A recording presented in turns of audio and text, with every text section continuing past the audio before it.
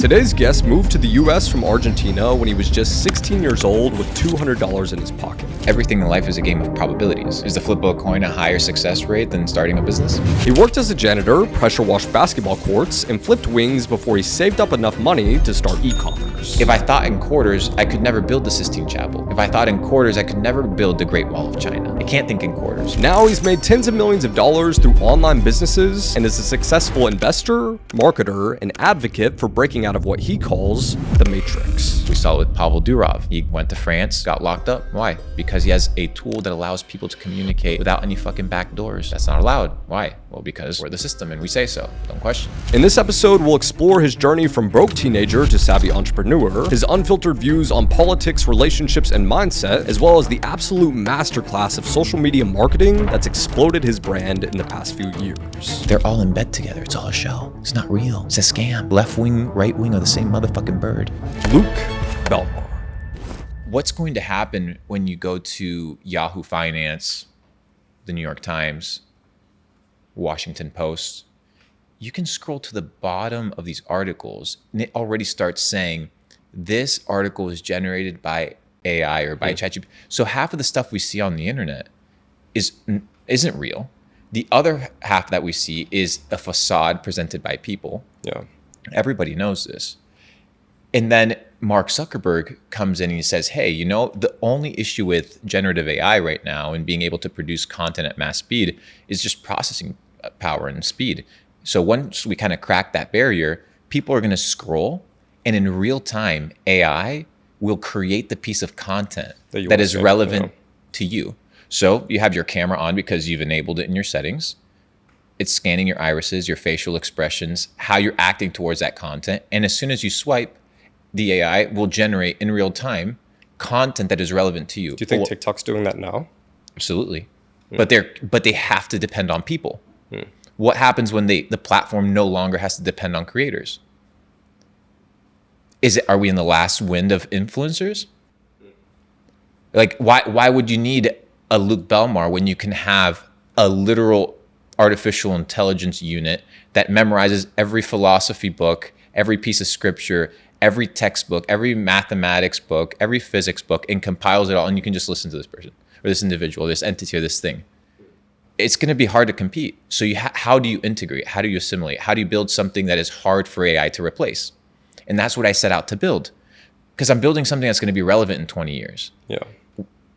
You've made money. Because you can use AI as a content distribution means to get people within the community. And it's to build it, right? Like it's understanding that if you don't use it, it'll be used against you. When you begin to understand, for example, how the samurai became extinct, it was gunpowder. It was guns.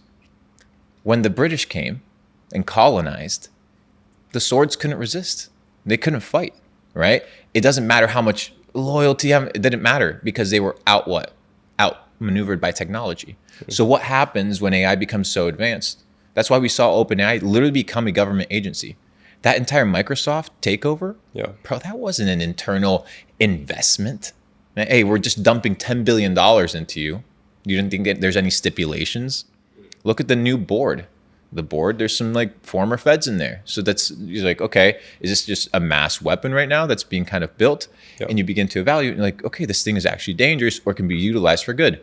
We were talking about this idea of technological revolutions cause gaps of renaissance, where people are like, hey, you know what? I can do a lot more of this and create, like Leonardo da Vinci, like Michelangelo, like Donatello, like Nikola Tesla, like Mark Twain, all these individuals that, you know, once they had kind of their philosophy of money figured out or they were funded, they went on to create stuff and they created incredible things.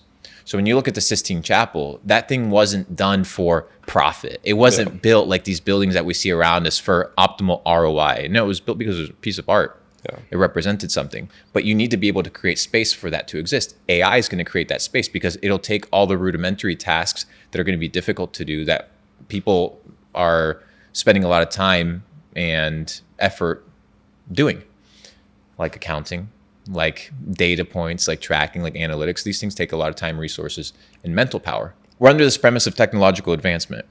So in this technological advancement, we create rifts or gaps of freedom, right? And there are these points, and you can experience it, whether it's with crypto, that becomes a technological revolution, and you adopt it early, you become super wealthy, whether it's the dot-com boom, whether it's the beginning of social media, whether it's the beginning of distribution, these gaps, these technological like gaps and the glitches, right, basically allow people to get out. And what I've come to realize is if you don't utilize that very short span of time, then the powers that be come in and then they corrupt that technology. Look at the word, the etymological use, and the kind of popularity of the word thinking or to think, and how often people utilize that word. Now it's often people just sit down and think about it. Yeah. 100 years ago, when the radio was in the house, to think or thinking in the vocabulary of people was at its all-time low. Why? Because the machine was telling people what to think. Yeah. So you didn't have to worry about it. But for a period of time, there was a little gap. There was freedom. People were like, hey, you know what? I can tune into a couple radio stations, but then the government's like, hey, there's 10 million, 100 million people listening to this. Let's give them 20 stations. Apparent choices of freedom, right? Apparent choices of freedom. Then what was introduced? The next technological revolution, the television. But what was the kind of issue? The channels. You were limited to what you could see. So then was introduced DVDs and all this stuff. And that's when you started to have the circulation of more freedom. It's the same thing that happened with the printing press. When you have technological revolutions, they're like, hey, these guys are about to print the Bible and disperse it across the world. No, we can't let that happen. The church was like, no way. We need to control the power. So we got to kill John Wycliffe. There can't be any printing press. There can't be the distribution of the Bible because that's freedom tools. So what happens? The internet gets introduced. And for the first couple years, let's say first 15 years, the internet is a crazy place. Today, we see it cracking down. We see places like China where you have to literally insert your ID or do a face ID scan in order to access the internet. So the powers that be, there's a gap, which we're talking about, a freedom where you can really capitalize on the technology, and then it gets clamped down on. And it happens over and over and over again. Today, we're in that period of the internet where we still have freedom to make money, build, create. But there will come a time where, dude, right now, most people, you create a social media profile. If they ask you for your ID, your birthday, all your personal information, you'll give it to them. Yeah. What happens if in 2 years they declare another national emergency and say, hey, if you leave 5-kilometer radius from your house and we detect it because of social media, there's some sort of scanning or tracking between social accounts, we'll ban your social media profile. And attached to your social media profile is actually your payment, like WeChat. And now you can't pay. And now you're banned. Oh, well, now your car is also attached because it's electric. So there's a kill switch. Yeah. So if you drive 5 kilometers outside of your house, the surveillance vehicle will just turn it off. So what happens when you're in this digital prison? Yeah. That's what's going to take place for the people that are within the system. So how do you build an alternative system? You have to begin to understand that there's freedom tools out there and that there's periods to utilize them. So the internet right now is this really powerful tool that is very cheap compared to other mediums. I was with a buddy yesterday and he was inquiring about a billboard. $17,000 per month for a billboard on one of these streets. Yeah. How much money can I make when I spend $17,000 on short form content distribution? How many impressions could I get versus a billboard? It's a technological difference. It's a revolution. Things are changing. So you need to take advantage when it's cheap and get off of the train when everybody jumps on. Everybody now is jumping on the content, that all this sort of stuff. Well, it's getting oversaturated. Maybe there's something else. Maybe you got to be playing into the future.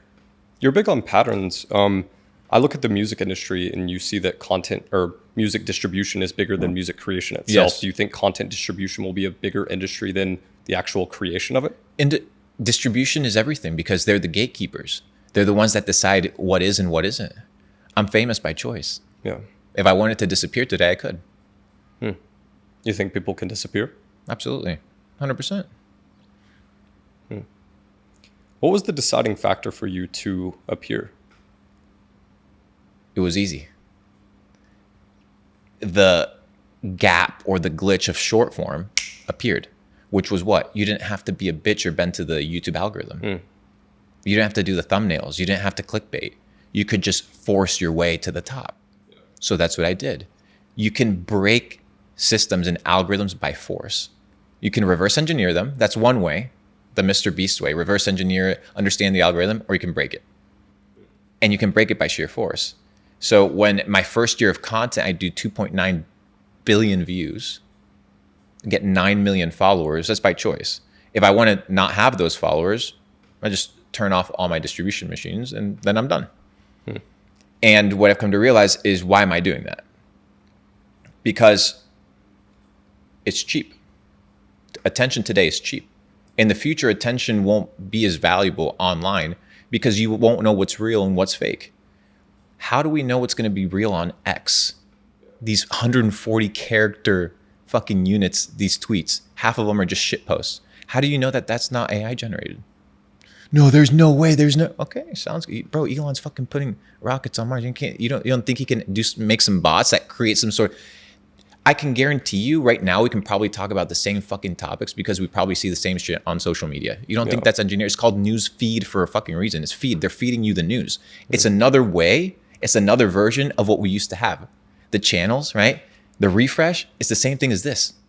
Clicking the remote. You think it's freedom of choice. It's not, bro. It's fake. It's an illusion. What happens when AI becomes so advanced that thing literally becomes so blended with reality that you can't tell the difference. Today, you can look at it you can look at the comments and you look at that really well-written comment and you're like, that's some AI shit. That's an AI comment. That doesn't make any sense. Like, it's better than my tweet.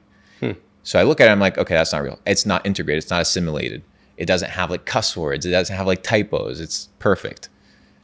I want to ask you this. So recently, Kamala entered the race, and it seemed as though she appeared on a lot of people's TikTok feeds, and there were a lot of positive comments with tons of likes toward her. From what you know about content distribution and kind of coming out of nowhere, what do you think they did to engineer that? Farms. Just look at, there's a project called Project Judas out of Israel. And it's this project that created fake profiles. I think there's about 30,000 of them.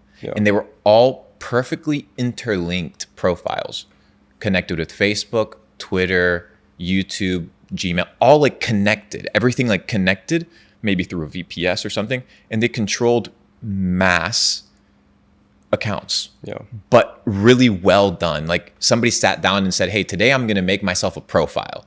And they went through the entire process and it was like their own, but 30,000 of these.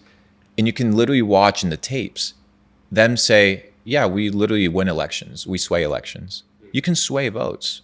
And that's why you see some of these guys that have mastered distribution get clamped down on, maybe thrown in jail, because they've cracked the way to communicate with the public, which was what? The gate between the talent and the audience. Today, the talent or the individual doesn't need the distribution because we have the technology. But what are they trying to do? Now clamp down on the technology. In the near future, when AI is advanced enough, they'll be able to clamp down on all distribution videos of something that they don't want. Today, they're pretty decent at it. In 3, 4, 5 years, they will be excellent at it. It'll be trained and developed. So we only have a period of time until we can see what we want to see before we are only seeing what we're forced to see, but we think is what we want. I don't even think this is a new concept. I think this has been done for a long time. It's just no one has spoken about it. Like you look at TikTok, and they came out publicly and said that they chose 10 influencers to blow up on the platform, to kind of have those core influencers that people looked up to. And then YouTube claimed to do the same thing. One of my good friends is actually one of those 10 people. And you look at Charli D'Amelio, right? How many fan pages does Charli D'Amelio have? How many of those are real versus the thing you're speaking about? It's like she's tens of thousands. It's like, are there that many kids that are able to do these edits, or do you think it's engineered in the same way? I think it's both. I think you can have such a big fan base that, so it works like in symbiosis. It's like parasitic in a three unit part. You have the platform, the community, and the content creator. They're all parasitically, symbiotically taking from each other, but also giving. The platform is the place where the relationship exists. So they take a cut. The customer takes a cut in the sense of they give you time, attention, and money. You take a cut because you're running a business. But simultaneously, you're getting something. You're getting money. The customer's getting attention, pleasure, a product. The platform is getting what? User retention. So everybody's getting something. Everybody's taking something. It's a free market. And that's what most of these platforms are. We think that Amazon is a website that sells products. No, my friend. It's a digital free market. Yeah. That the best guy wins. Instagram, it's a free market. Oh, no, it's not a free market. There's rules. Yeah. Because it's owned, the platform. So you need to understand how to bypass it, how to beat it. There's rules to everything like there is in the real world. It's the same thing digitally because it's a manifestation of what's taking place physically. So when I begin to see kind of this short form thing explode, I tap into it. Back to your question, hey, how do you appear? I'm like, hey, you know what? It's buy low, sell high. Whenever content becomes something that I no longer want to do, then I'll just stop doing it. And right now it's just really good because it works towards my funnel of my vision of what I'm trying to build, which is I want to invest into entrepreneurs. I want to build the entrepreneur club that I'm building because I see, like we talked about before, the system of education, the way that people are currently learning is based off of old models of civilization. It's not whether it's right or wrong. It's, is it the best? Yeah. And that's what people need to be thinking when you talk about university, when you talk about high school, when you talk about middle school. People get defensive. Bro, why are you defensive? Like it's not your mom, it's not your dad. Like relax. This university isn't your end all be all. It's not your family crest. Relax. Is it the best thing? Is it the best option? Today, there's other alternatives. So what are the alternatives that you're trying to understand? If I go to university, half of the courses are outdated. Half of the people that are teaching are broke. Half of the people that are probably teaching haven't even spent time utilizing artificial intelligence or utilizing automation tools that are going to become the obvious tools of the future. So what do? If you want to be winning in the future, and if you want to be connected to the best people in the future, you have to be building in the future. So what am I going to do? I'm going to educate people regarding the best practices, the best business models, the best ideas, the best belief systems, the best learnings and teachings that are going to be practical and useful in the future. Yeah. Machine learning, artificial intelligence, public relations, human connection, psychology, the intrinsic sciences that we were told for over the last 100 years were soft and not necessary, that we needed to focus on hard work and clocking in at 9 and leaving at 5. The machines are going to do that. Yeah. We're not going to do that anymore.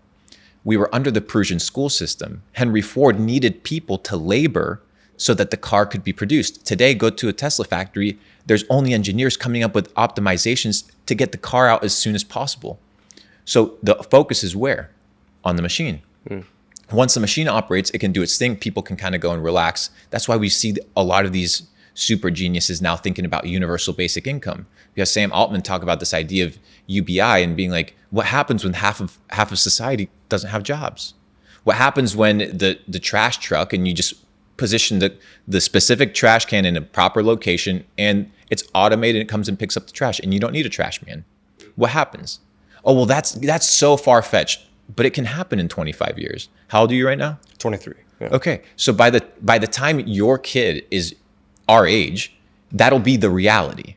So it's not like we're talking about some foreign concept because technology is advancing so quickly. It's no longer 1912. That technology slowly kind of increases. We have Moore's law. Technology increases at double the speed at half the cost every 2 years. That's what's taking place. Everything's increasing. Bro, if I told you a decade ago when you were playing PS2, Black Ops, just with some pixelated big fat television in your attic, hanging out with your boys on some corded joystick, that in a couple years you'd be able to be on a phone tapping, talking to somebody in real time, uploading a fucking 10 gigabyte video to the internet while simultaneously asking this all-knowing being about anything you want to ask. You'd be like, no. That's what we are right now. Where are we going to be in 20 years? Sure. And I'm building and trying to position myself into the future. So that's kind of what I'm doing, building and educating people into what's going to be the future. We talk about crypto, the decentralization and the technological revolution of money, the technological revolution of education, the technological revolution of self-development. I think that's going to be something that people are going to begin to realize is super important, because what the fuck are you going to do with your time if you are not leveling up? It's becoming popular. We see biohacking, self-development becoming metas. We see people realizing that they don't need to have a full enterprise in order to make money. Imagine, I was talking with somebody yesterday. You had to be a person of massive status 50, 100 years ago to make $10 million. Imagine what it would, so much effort to make $10 million. Today, a YouTuber can make $10 million. True. They don't need a massive enterprise. So the value on the internet, the effort versus the reward, is still so asymmetrical that even a beginner can make money. So if I'm seeing this opportunity, I'm just like shouting from the mountains, yo guys, check this out. It's the gold rush. 1848 rolls around. This guy goes to the American River and says, yo, there's gold. And he's walking through San Francisco with his pockets full of gold. And people are like, what the fuck is going on? Then they go, they check it, and they're like, there's a gold rush. A couple weeks later, from the East Coast, 300,000 migrants move all the way west in the hopes of finding gold. 300,000 people. Yeah. Treacherous terrains, dangerous animals, bad situations, all with the hopes of finding gold. Was it a lawyer that went? Absolutely. Was it just the miners or people that worked with? No, it was all sorts of people, doctors, children, school teachers. A lot of people just went to find opportunity. Did everybody make money from mining the gold? No, but there was a 200-year industry that was built. The US empire was built off of the gold that was found, bro. It was incredible. But other people also got rich. So the internet is this new gold rush opportunity that's like buy low, sell high. Yeah, there's risk, but there's also massive reward. We also need to understand, because history repeats itself, that there's also other things that are taking place. So when you have all this wealth that's created, opportunities created symmetrically. So there's these two gentlemen that are taking dry goods from the East Coast to the West Coast in their carriage. And they're listening to the miners complain how they're making all this gold, but they don't know where to store it. Yeah. One of them was Mr. Wells. The other one is Mr. Fargo. Today, there's a bank with $10 trillion of assets under management. What did they start doing? Creating a bank holding people's what? Gold. Did they got rich mining gold? No. They got rich in the process, building something of value to the opportunity that's at hand. If there was a 10 out of 10 editor today, 10 out of 10 editor, I would pay them $6,000 a month, 10 grand a month. But they don't show up. You would. If you was stellar, you would.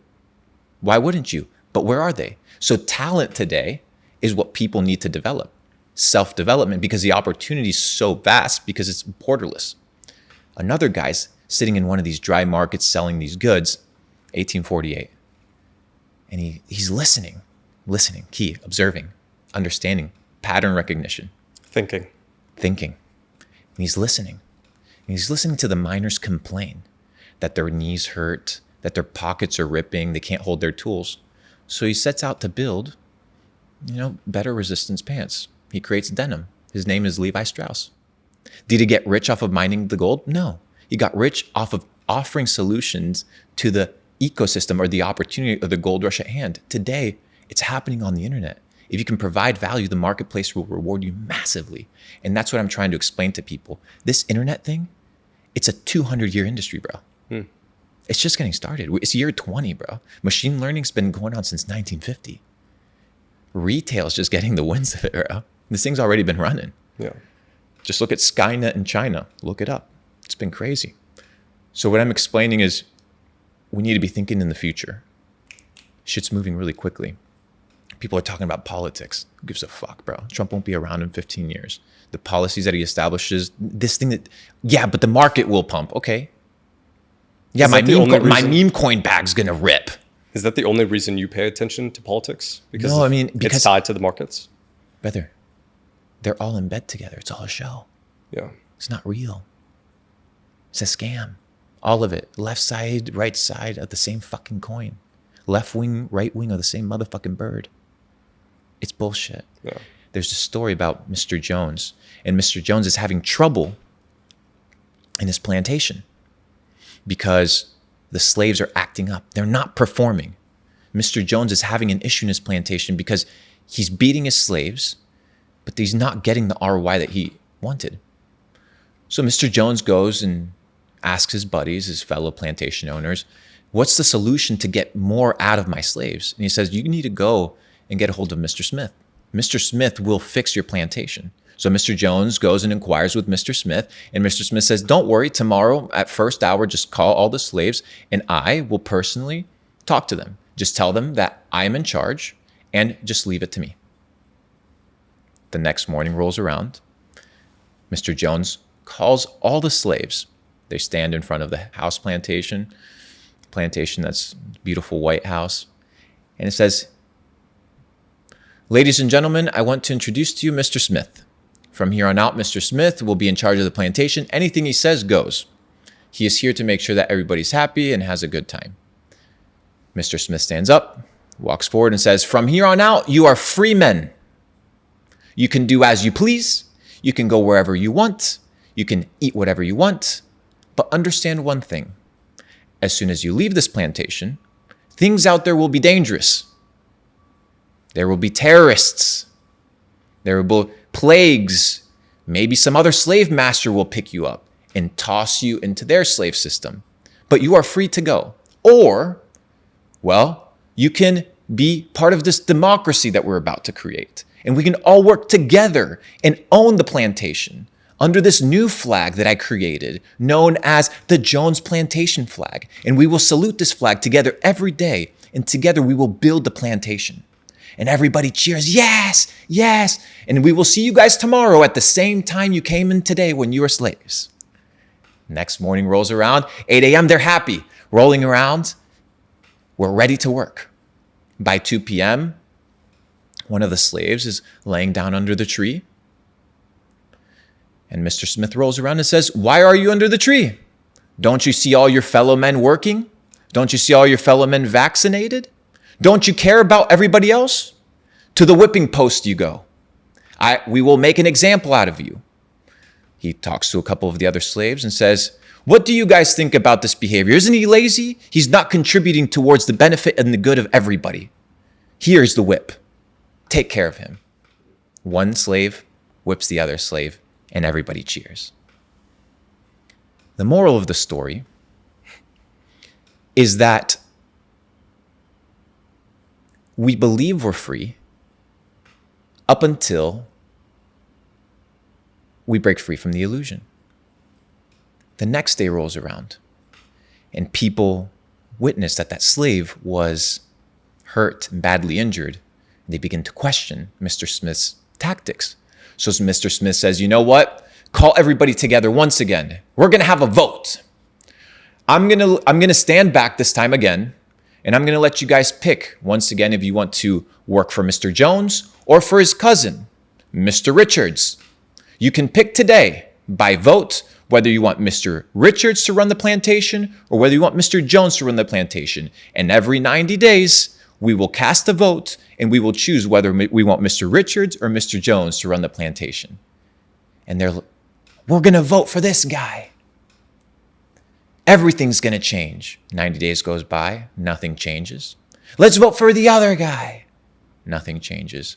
And then one day, one of the slaves revolts. Nothing is changing. Everything's the same. Mr. Smith and Mr. Jones and Mr. Richards together stand up and say, "Why are you going against the system? Why are you going against the benefit of the plantation? We all own the Jones plantation together." Beat him again. Silence him. And we see the same thing today in society. We are told that we are part of this, that we own the system, that we're free, until you're not. You can have your money frozen tomorrow. You can have your social accounts deleted tomorrow. You can have your assets seized tomorrow if you're outside of the system, if you're playing outside of the rules.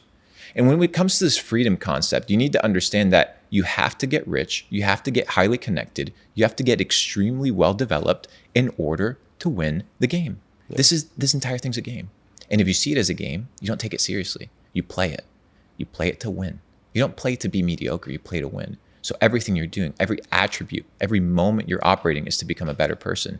And from that, benefits come. People want to make $1 million instead of becoming an excellent person. Become an excellent person and money will come. Yeah. And that's what I'm trying to explain to people, that in this process of freedom, this illusion, this election thing that we're talking about, it's two fucking wings of the same bird. So I don't pay attention to it. I'm not falling for the traps of the illusion. I'm living in the future. Who's going to be running the world in 20 years? Who do you think? The same people? AI, systems, bro. one of the co-founders of OpenAI, in an interview, he said, AI has the ability to create stable dictatorships in perpetuity.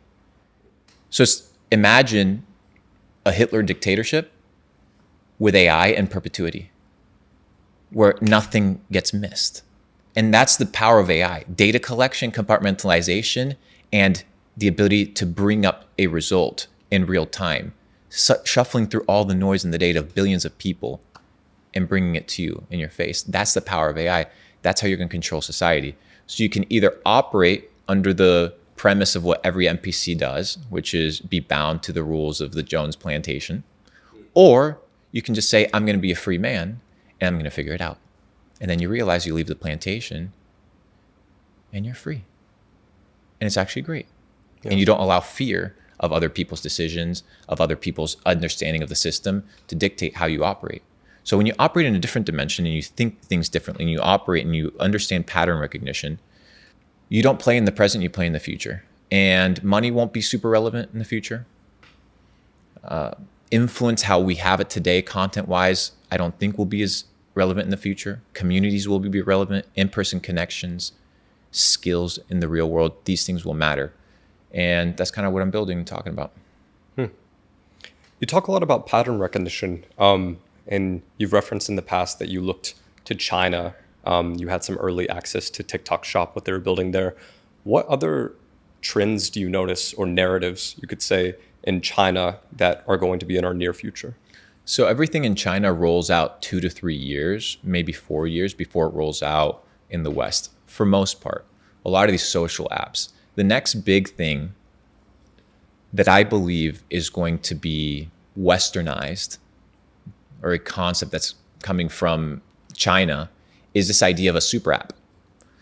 If you look at WeChat, it's the everything app. Yeah. You get cars, social media, payments, rental agreements, contracts. Everything is happening on that platform. Your social credit score is also on that platform. So if you don't have a good credit score with the government, you can't utilize certain services like private or public transport. You can't use certain things like higher level education. You can't access medicine. Why? Because, well, you're not a good part of society. When did that roll out in China? A couple of years.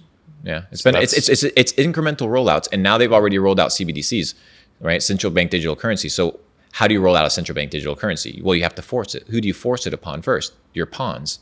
So instead of paying people in yuan, now you're just going to pay them in digital yuan. They don't have a choice. Yeah. What are they going to do? Say no? Well, you've already given them, just download this app, introduce CBDC instantly, right? So automatically just introduce a virus through the people that are dependent on you. And I understand it. Like if you don't have money and this system is telling you, hey, we'll give you money, provide for you, you'll be like, okay, sounds good, I'll do it. So everything that's rolling out in the China's rolling out as well in the West. And we see it right now with Elon creating an alternative system with X. Is it benevolent, or are we just getting played? Right? So when you begin to look at X, you begin to connect that with Neuralink, you begin to connect that with Starlink, you begin to connect that with Tesla, you begin to connect that with Gronk, and you begin to put it all together. You're like, wow, this is an alternative system that is privatized. And it's the perfect techno-feudalistic state whereby you lose all of your rights because you only have rights as a nation. You have your rights as a citizen, but you don't have rights on the platform. So if everything becomes digitalized and that platform becomes the end all be all, that platform becomes what? The distribution gatekeeper to what? Your life. So you can't have that. Today, that's Elon's attempt. Whether he accomplishes it or not, today it's the whole freedom like movement. Good for now. But in the future, we're going to have a super app. And I would probably say in the next 3 years it'll come. People are already using Apple Pay. So they're already integrated with that. People are already doing Face ID. All these technologies are already existing and people are comfortable with. They just haven't been put into one kind of distribution funnel. Is Twitter worth $40 billion? To somebody it is. Yeah. $40 billion of influence. We're talking about CPMs. Everything needs to be boiled down to your CPM. So if you tell somebody, hey, you know what? Give me $1 billion. You won't make your money back on Twitter, but I'll give you X amount of impressions over the next decade. Yeah. Okay, you're just buying CPM. You're just buying views. That's a great investment. So now you own the distribution channel. So when you look at all these investment firms coming together, you're like, oh, okay, interesting. Now they're trying to privatize the way that we communicate.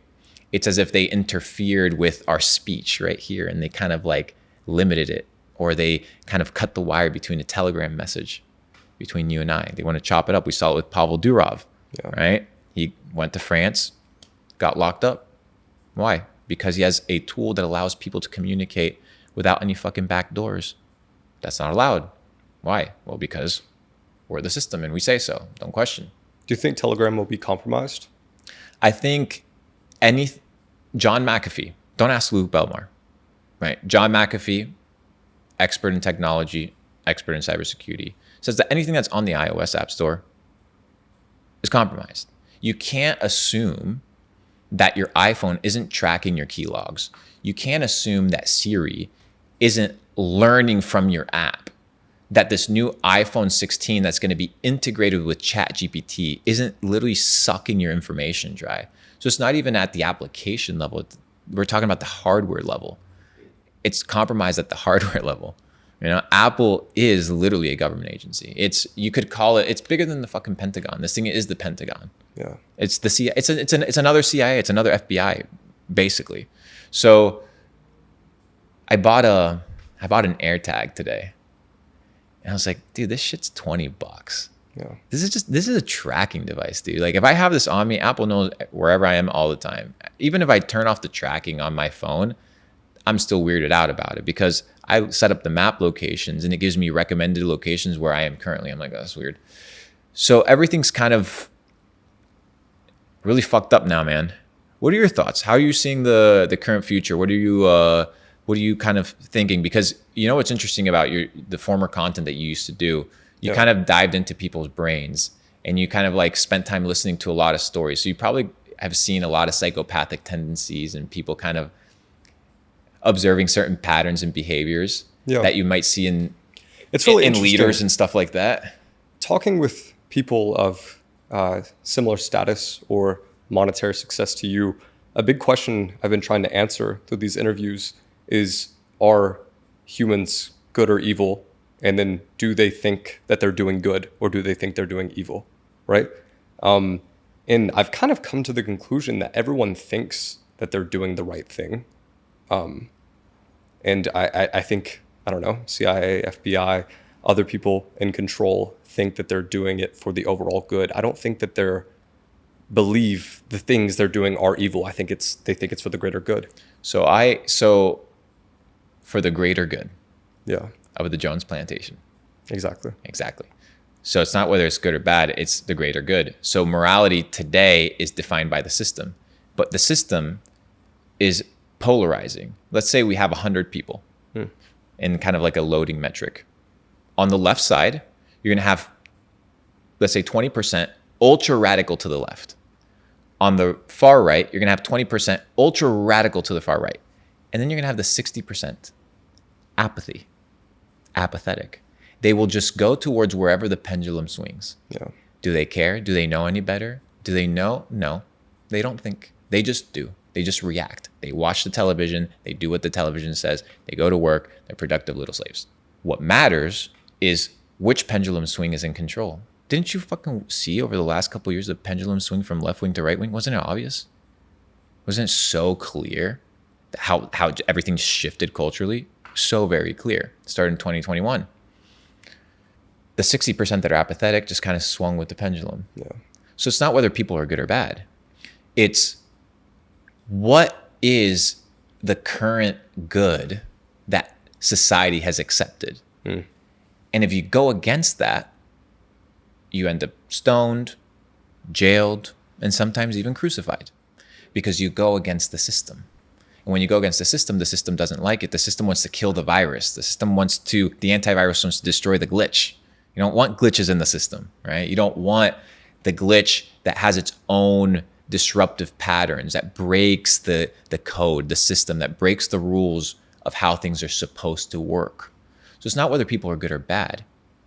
But what's interesting is whether people blame others or not, because they were just doing the greater good, Yeah. you're still ultimately responsible. If you got the poison in your arm, that was your choice. You just fell for the pendulum swing on that direction. And people are going to fall for the pendulum swing on the other direction. There's going to be a ton of garbage on the other side as well. Why? Because the assumption is that it's two competing sides as opposed to they're actually working together. Yeah. If they were intelligent, which they are, they would realize you just control both sides. Instead of controlling one, you just control both.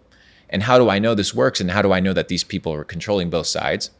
One is because I understand how easy it is to do these things. When I was doing e-commerce, what we would do is, this is pretty funny. We would get our Facebook ads. Yeah. We would run our ads, and then we would manage the comment section. So in the comment section, we would treat it like a Reddit forum. So we would kind of organically farm our ads so that Meta would look at the ad and be like, hey, this individual is getting really good engagement on this ad. It must be very popular. People must like it. Let's give it a cheaper CPM and let's boost it. But it's all engineered. Were they arguing in the comment section? They were arguing in the comment section, but what we did is the top comment that we pinned with the most likes and the most comments artificially running was, hey guys, I found a cheaper listing. Because then people are like, aha, gotcha. They feel like they're smarter. So they go on Google, they type the name, and then you have Google Shopping. And then you have listing 1, 2, 3, 4, 5. Most people, they would only have their Google Shopping listing, or maybe not even that. I owned all 5 stores. Yeah. With 5 different domains, with 5 different branding, with 5 different prices. And people went to the 5th one that was the cheapest that I owned. Aha, got you. Illusion of choice. Illusion of choice. So you control the right, you control the left, and you control the narrative. If you're printing billions of dollars, brother, the banks are printing billions of dollars out of thin air. It's an illusion. People are working for money. People are working for money.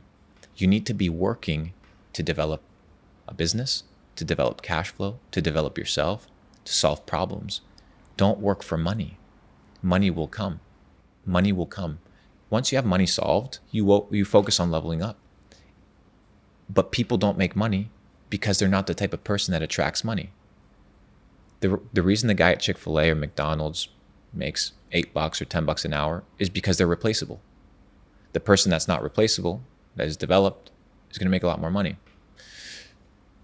What are your thoughts with regards to the system? How do you see kind of this whole politics thing yourself? I know you're still on the young side, so maybe I'm not sure how much you were around 8 years ago with the whole Trump shit getting started. You probably saw it a little bit on social media. But what's your feeling now with this upcoming one? Because Trump's older, bro. Trump's older, bro. 8 years of just getting slammed by the media. That does a lot, bro. Yeah, I mean, I guess my macro opinion is just Naval Ravikant put it really good recently on X.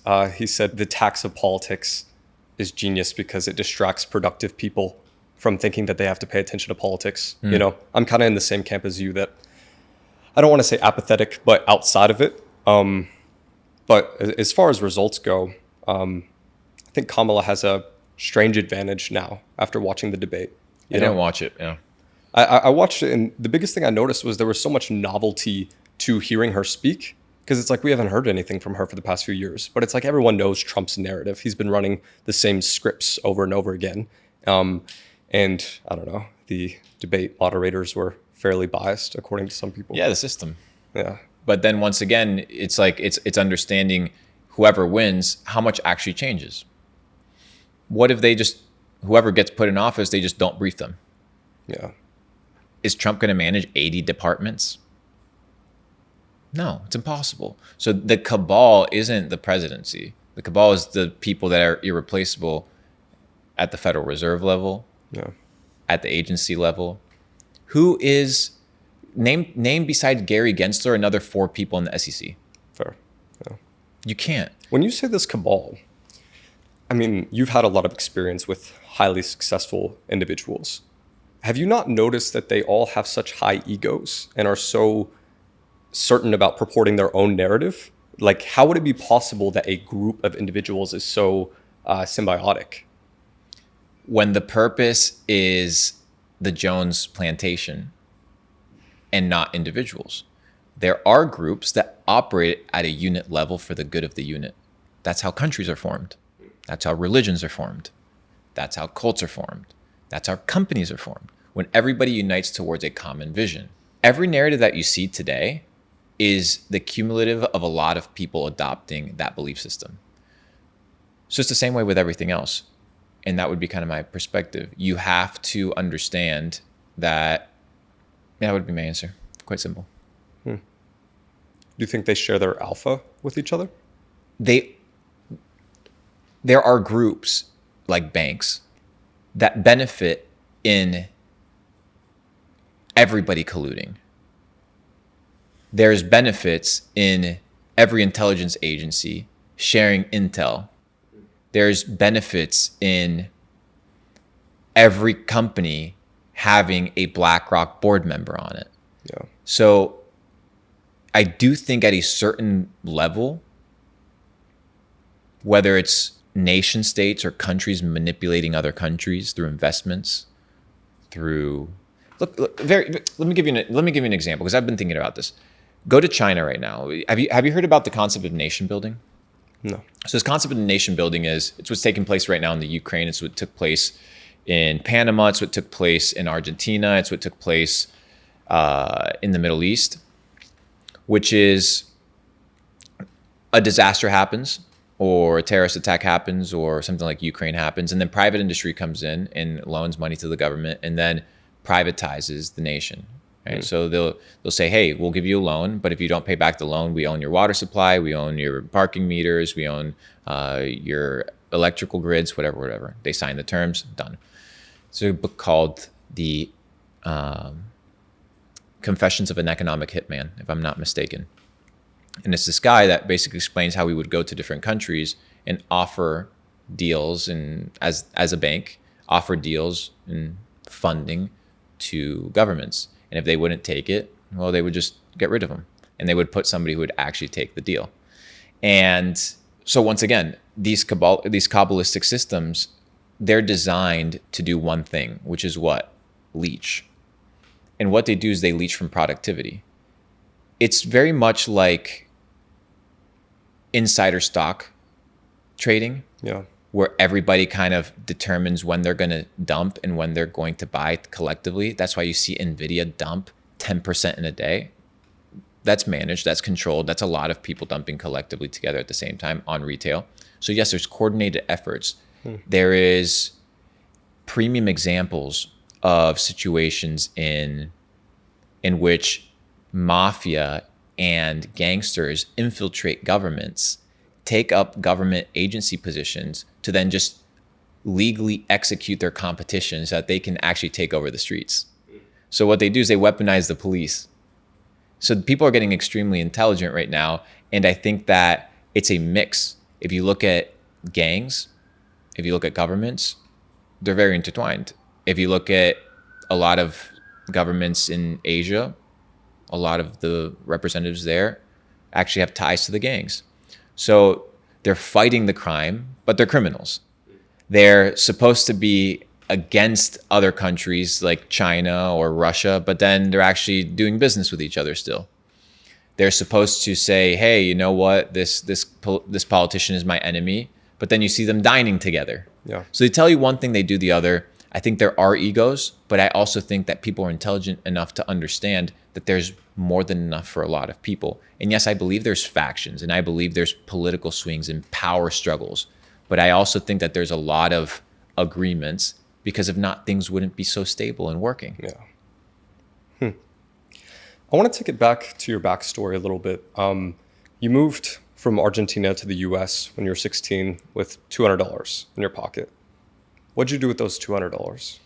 I went to Walmart and I bought swimming trunks, tank top, and then somebody made fun of me because it had the little Q Walmart logo. And they're like, you bought those at Walmart. I'm like, bro, I thought this was pretty good. Yeah. I just went to Walmart shopping, and then, I had free rent. So I was able to stay with some people, and then I started working. So I got room and board included in my job. And that's pretty much what I did. I went to Walmart, got some essentials. What was the differentiating moment for you? Because you worked several odd jobs. Like you were janitor, Pressure washing basketball courts. A lot of restaurant jobs, cleaning toilets. Flipped wings, Buffalo Wild Wings. Shout out Buffalo Wild Wings. This was really good. And yeah, just a ton of restaurant jobs. At those tables, restaurants, everything. You waited Jeff Bezos. Was it once. waiting people like that? That was broke you out of this? So it's very simple. Everything you do in life, you're either going to decide to be complacent in the same, or you're going to find ways to do things better. I started waiting tables in shitty fucking taco restaurants. Yeah. And I was like, I would go and hang out with other people, or let's say it was a group of restaurants owned by the same VC group or investment group, and they own 19 in the city with different brand names.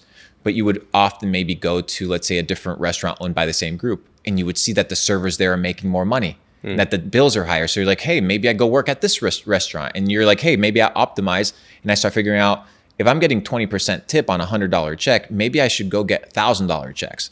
So then I was like, hey, let me go work at high-end restaurants. And then I realized that at high-end restaurants, people were extremely nice.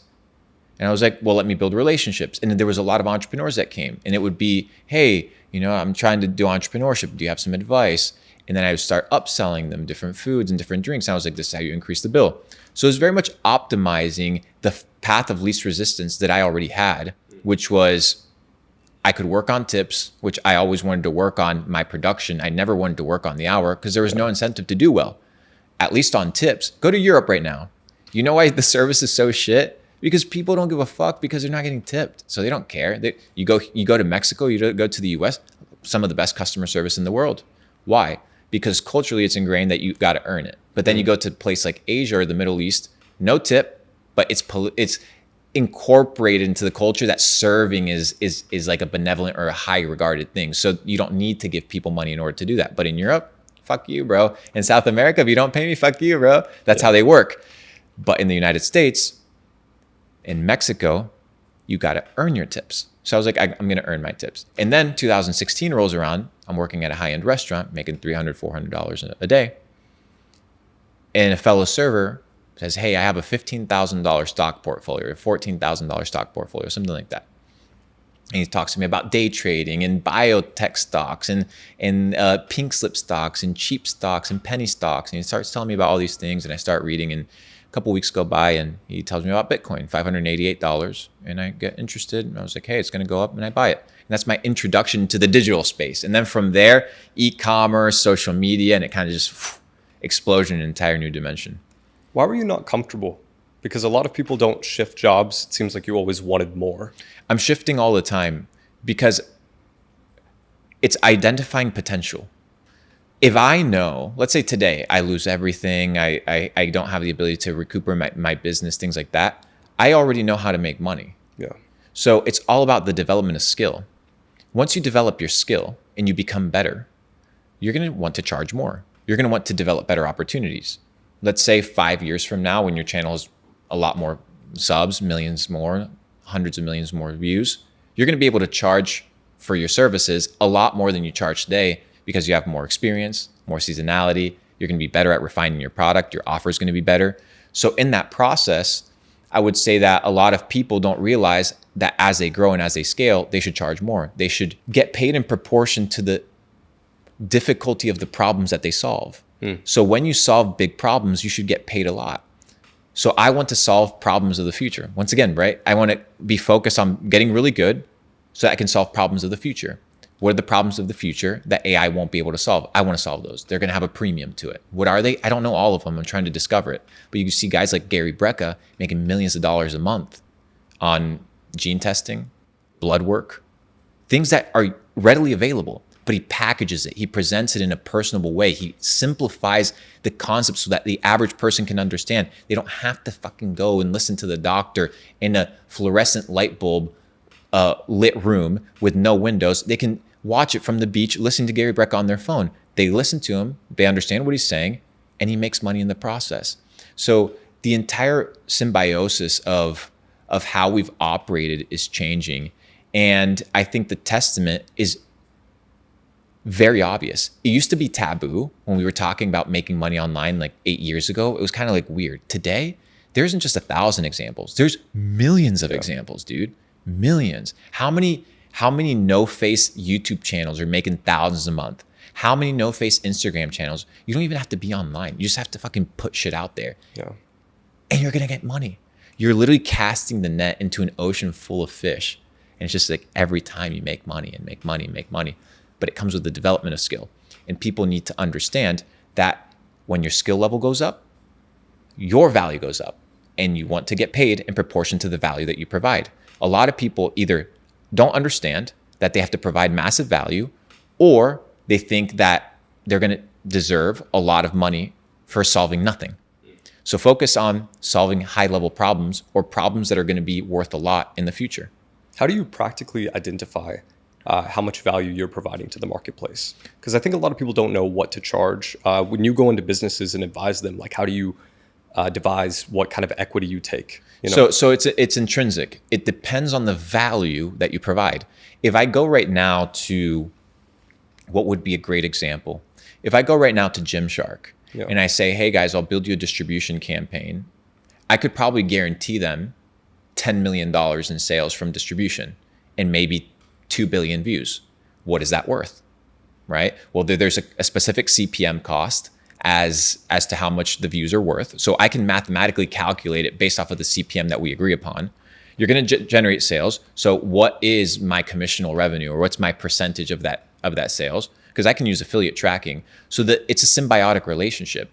When you're talking about providing value, people think about making money up front. And when you're actually good at what you do, first you build the product or you build the service, and then you build the business. What is building the business? Building a relationship with the customer, building the trust. I would want you to be my customer for 30 years instead of getting a new customer every year. Definitely. Which means, what do I need to do? I need to work on the product, and I need to work on the service, and the service needs to work. So if the service works, the customer is going to continue coming back. So I don't need to focus on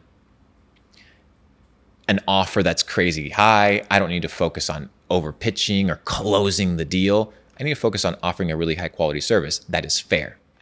I've come to realize that most people are fair. I don't think people are, you just said, I think everybody's good. I could take you to places in the world where you might change your mind on that. But I think most people think that they're being fair. That's more so what I mean. Yeah. Yeah. They so like they're doing the right thing. They're like, they cope. It's like that coping of, I'm good. People have this kind of inside of their ingrained in them.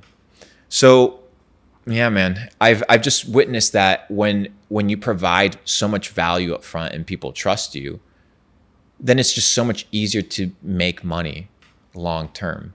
And once you have a little bit of money, let's say $100,000, and you can pay for the next 18 months of rent and the 18 months of food, that means you have an 18-month gap to provide massive value and rapport to the marketplace. And then after 18 months, you can go back to making money. You know the problem in our society? We have attributed efficiency, productivity, and value to the amount of dollars that we output. But what if there was other things that we could output that are not just dollars? What if all that we do is not just output dollars? What if what we output is attention? What if what we output is creativity? What if we output is advice? So people are working and they're expecting just dollars in return. But if you build a relationship, then people trust you and pay you because they know that long term you have their best interest in mind. So when you go with a winning offer, like, hey, I'll do this for extremely cheap, or here's a CPM, and you break it down and you don't try to finesse them, it's really easy to get clients. The second way to get clients is through what? Reviews. Other people saying, hey, this guy's really good. How is somebody going to say you're really good? By your product being good. Because if you refer, let's say your cameraman, he's the best, and I need a cameraman. You see my Instagram story, and you refer me his service, and I love the service, I'm going to say thank you to you. Yeah. So you're going to share the service. Remember, we're talking about the symbiosis of the platform, the individual. It's the same thing, right? In the trilateral relationship, it's the same thing. You get what?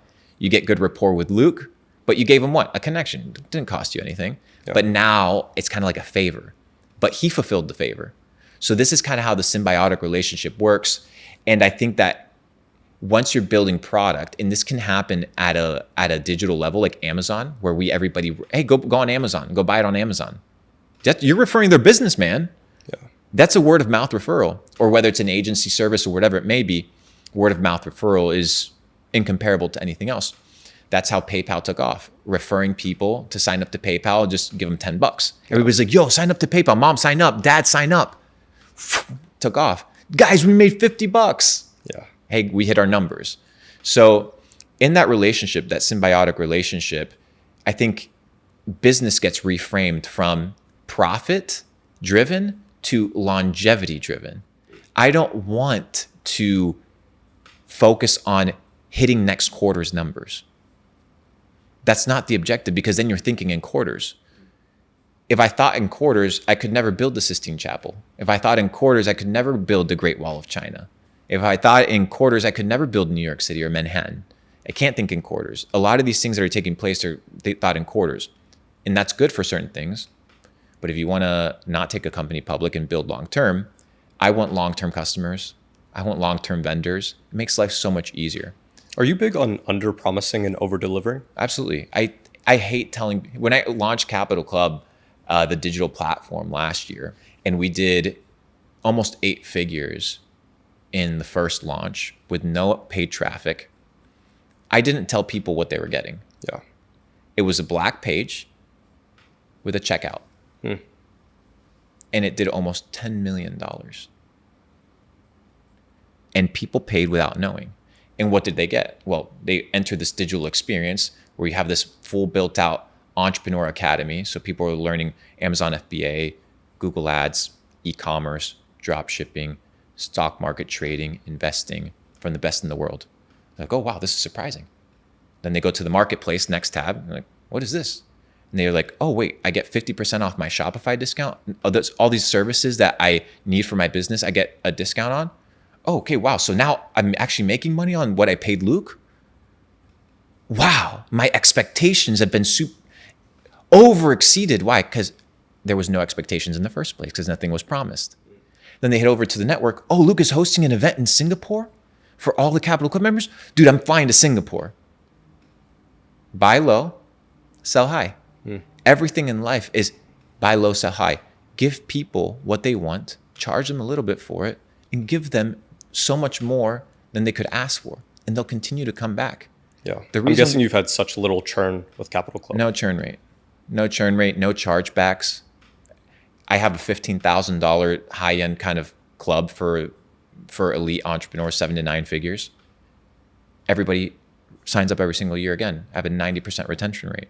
Why? Because, for example, Jordan Welch and Lior from AutoDS, they met at Capital Club. How did Jordan Welch close his multi-million-dollar exit for his business? Because he went to Capital Club and he met his buyer and they formed a relationship. The bond was formed there. That's a lot of value. That's what I want. They paid me, they got together, they made their money's worth in multiples. Now they'll come back. Why? Because it's worth it. The testament is proven there. Next time, hey guys, get me in the deal. Let me cut you a check too. And that's how you begin to share. And you build that symbiotic relationship where it's not competing egos. You have a higher purpose, which is the decentralized entrepreneur network, which is what Capital Club is supposed to be. It's not supposed to be this business. I might be turning it into a nonprofit or something along that range where it can actually be more democratized. So I've been thinking about a couple verticals there. What unique or unusual businesses are people building in Capital Club that like not a lot of people know about that make a lot of money? Because I heard you talk about GTA 6 and building like $1 million businesses on that. Yeah, and I got grilled by some people when I was talking about Grand Theft Auto 6, but it makes a lot of sense if you begin to read every top comment on every fucking reel on any post on Instagram. Before Grand Theft Auto 6, before Grand Theft Auto 6, every post. What is that? That's the cumulative of 10 years of good rapport, reputation, and a really good fucking product. 10 years of attention that is going to be instantly dumped into the next game. There's going to be a lot of bilateral opportunities that are going to be emitted from that digital gold rush opportunity. Just like from 1848, where there was mass attention, there's mass opportunity. You don't think people are going to sell skins or resell top profiles or have a website that has all the leaks? Well, you have all the leaks, you just run an ad banner and you're making ad revenue. Yeah. They're making money off of the attention that Rockstar and whatever the entire gaming ecosystem has produced. They're leeching from it by also providing value, something that's symbiotic in the ecosystem. So I talk about Grand Theft Auto 6 because it's going to be an attention driver. Crypto right now, super hot. Everybody's talking about crypto. Why? It's the cycle. It's the bull run. The attention is there. You can make millions of dollars. If you have no money, you can go moderate for some discords, make $500. You can make a full-time income online if you actually wanted to in the next 30 days. Is it a job? Yeah, but it's better than actually going and flipping some fucking fries. I'll tell you that. Or putting on a uniform when you can work from home. Oh, well, I can't do it. Okay, well, that's fine. That's fine. Like, no, do whatever you want. But I'm going to take advantage of the gold rush. Yeah. What are some odd or crazy things that I'm seeing? I was talking with Kenzo yesterday from that did my Amazon FBA course inside of Capital Club. And he's done over $80 million in revenue. And he's 22, I think, right now. Wow. And we were sitting down yesterday and he was sharing with me how he thinks about Amazon. And for the first time, it kind of hit me. I was like, oh, okay, like this makes sense. He said, imagine you basically just run a digital grocery store whereby Amazon gives you access to kind of like the strip mall. Amazon's the strip mall. And then every listing is its own kind of shop front. He said, people are creating brands. He's like, I'm just selling coffee and toothpaste and everything is margin driven. So he's like, there's foot traffic coming down this like mall strip every single day, this digital mall strip. I just got to set up shop and make sure that my margins are good and just let it run. And he's like, I was like, okay, yeah, that makes sense. So he's like, I've just digitalized what already was taking place in the physical world. So people were buying coffee at Walmart. Now I'm just going to create a Walmart listing and be a third party vendor on Walmart and people are going to buy my same coffee, but I'm just going to make a margin on it. And I was like, wow, that's interesting. This guy just took a grocery store concept and put it on Amazon. But that already existed. Yeah. But the fact that he doesn't own the products, the fact that he doesn't own the platform, he just did the listing and got a really good margin on his supply chain. And I was like, oh, wow, that's really cool. 18% margins on $50 million is a lot of fucking money. So I was like, wow, that's an interesting model. Another interesting model is this content distribution model. You know, you're seeing a lot of people making money on content. If you guys want to come work for me, you know where to find me, at Luke Belmar. I'm hiring, I pay the best. And you see creator programs like TikTok, you see creator programs like Snapchat, you see creator programs like YouTube that pay people to make content. I think as more content rolls out on the internet that is artificial, I think the ad revenue is going to go down. And I think the value is going to go down of how much you can extract from the content that you're creating. So I think it's a place right now where it can be really maximized and milked, especially in the entrepreneur space. If you're an entrepreneur and you create content, the CPMs are probably crazy. Do you have ad revenue turned on? Yeah. Your CPMs are probably some nice ones. Decent, yeah. I've seen crazy CPMs and people making a lot of 40 money. To 60. Dude, I've seen some niches, yeah. Dude, I've seen crazy stuff like 50, 60, $100 on some of these business finance niche. And one video that goes viral, let's say it gets 1 million views, can make you a lot of money. How much effort and time was put into that versus how much was extracted?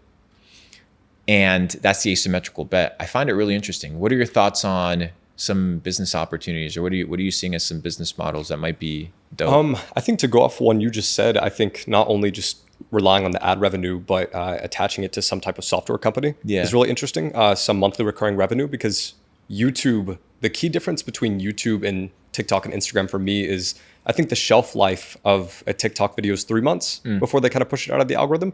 And YouTube, it's like years, you know? So if you can make definitive content that'll be good for years and you have a monthly subscription service, then you can build some real enterprise value with a faceless channel. I have a friend doing that with a certain niche that I won't say, but he attached it to a software company and the CPMs are great, but he's also building enterprise value by building that. I think an opportunity, I'm curious of your opinions on this. Alex Hormozi's Skool has gotten extremely popular. And it's kind of an alternative to people who don't have the resources to build their own structures like you have for online communities. But I think optimizing Skool communities, like an agency model of really refining them, making sure people don't have high churn, ensuring that the right value is being put in those communities, as well as helping those influencers with their content distribution and content creation. I think that's a big opportunity. I've seen Fortnite maps too. Have you seen this? Yeah, the Fortnite maps is crazy, bro. My buddy Arab, he got a Fortnite map rolling. Started making like thousands of dollars already. It's like absolutely incredible. But back to your other what was the other one that you were talking about before you mentioned? Skool optimization. So Skool. Yeah. So my brother Nate launched a Skool community called Anime Shreds. Really? He launched it on Skool. And within one day, it became the top community on Skool. Did over $100,000 in MRR in the first week. Wow. And I pushed that through Telegram. So we won the Skool games. Super easy to do. We just blew everybody out of the water. We're just kind of testing and playing around with it. And yeah, I have a really big email list, 600,000 people. I haven't shared Nate's community with him just yet, but he did an interesting price model. We kind of devised a situation whereby we would rank people's subscriptions. So we launched within the first hour, the price to join the community was $1. It was sunset subscription. Yeah. $1. We instantly changed the subscription after 1 hour to $11. I blasted to all my communities that the price was going to go up in 24 hours. 5,000 people sign up at $11. What's the math on that? 50 grand, 55 grand MRR. 24 hours rolls around. I bumped the price up to $22. Another $40,000 MRR comes. So within 3 days, I'm already at $90,000 monthly recurring revenue. That's $1 million business. Light work. And then the third day I swap it to $33. And that's where the current price is at. And right now we're sitting at about like 6,000 people paying anywhere from $11 to $33. I think the business does, we're like 80K, 40 to 80K, depending on the month. Just running a community that teaches people how to biohack, teaches people how to develop their physique and their fitness. And I think there's a lot of value to that. Why did you launch on Skool as opposed to building in-house if you already have those? I was just testing it. I was testing the platform and just having access to Alex and Sam. That makes sense. It's a good connection and it's a good platform. I think I support it under the premise that it's going to become a valuable tool to the ecosystem in general, right? So if I'm propagating this message of, hey guys, there's a better alternative way in order for you to no longer live under the Prussian school system of working in the factory, I encourage the tools that allow people to get to that. Yeah. And if that's one of the tools, so be it. I mean, I don't have any vested interest in the success of Skool, but I think it's good for the vested interest of the success of people that don't have $5 million to build a Capital Club platform, but they have $50. They have $100 for a subscription. It might be very valuable to them. So, and once again, we're talking about communities, right? We were talking about what was valuable. If I have a premium paid community, I know the people in there are real. Yeah. So that has a value to it. That's so true. Yeah. And that's a vetting process, right? And it goes from a small level of, let's say, $1 or $99 or $11. The same concept goes all the way to $100,000 memberships or fees that cost $1 million to enter or be part of these things. Like a Bugatti experience. You need to own a Bugatti. That's a multi-million-dollar entry fee to what? A group of people. So you have an entry fee in order to get access to a certain cultural group. And now we realize that you have to kind of get paid access to these rooms because that's where the premium information is. That's where you filter out all the nonsense and you begin to find the community that resonates with your mission, vision, values, and you start building in accordance to that. So that's why Capital Club members can symbiotically come together, or biohacking communities symbiotically come together because they share interests. So they just come together naturally and you just kind of harvest it like a garden. My job as an entrepreneur is to be the gardener. I'm just making sure that these guys are making money here, kind of mixing pot over here, deal flow, insert some crypto deals for them to make money, insert some private equity, build out an academy so that they're well off, do some free events for them to get together, and just create the symbiotic relationship where everybody's winning. I actually didn't know that you had a higher paid group. Have you ever done any one-on-one mentorship for people? Yeah, actually, I used to do one-on-ones, but I only did about 6 months because then I got busy. And my last one-on-one was Thanksgiving of, I believe, 2021, a guy by the name of Anthony Eclipse. And he was a firefighter at the time. He was about to go back to college. He was doing drop shipping, e-com for a few years, but he couldn't crack it. We hop on a phone call. 1 hour, I decipher, hey, his product page is not good. His margins are not proper. He could have a better pricing structure, better tiers, better offer. Add some post-purchase flows so that he can increase his order value, have some email marketing attached to the back. I gave him my Facebook ad strategy. And that month he made 87 grand.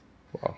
But then once again, I have the ability to invest into certain people. And now he's crushing. He's done millions of dollars in e-com, has a massive community.